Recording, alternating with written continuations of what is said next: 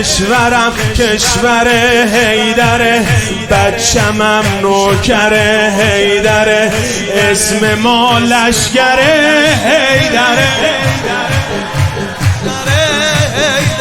شیر پاک مادرم بوده و نون حلال بابامون، که حسین شده ارباب و که علی شده آقامون. در گوشم از اون گفتن که منم از علی میگن جایی از این حرفا نگو دیگه، ولی میگم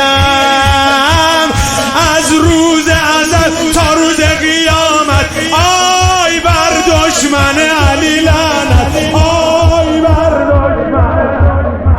با ولای علی میره دل تا خدای علی، جز خداییش خدا گفته که هرچی دارم برای علی، هرچی دارم برای علی. دعای پدر مادرم بوده که پای این علم هستم، که عاشق یه ثانیه بودن توی حرم هستم. تا دل غم نمیفهمم اثر این محبت رو، خدا از رو لبای ما نگیره ذکر لعنت رو. تا از رو صراط بری به سلامت آی بر دشمن علی لعنت، آی بر دشمن. این جنون بی هدف شد نجف برامون میکده، انگور روزریهش که هست مستیمون دیگه 100%، مستیمون دیگه 100%.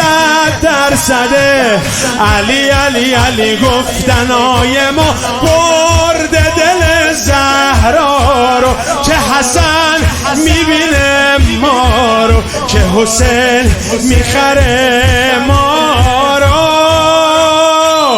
پسر اولش امشب میبره از دل غم رو، میبینیم باز توی راه نجف و کربلا هم رو.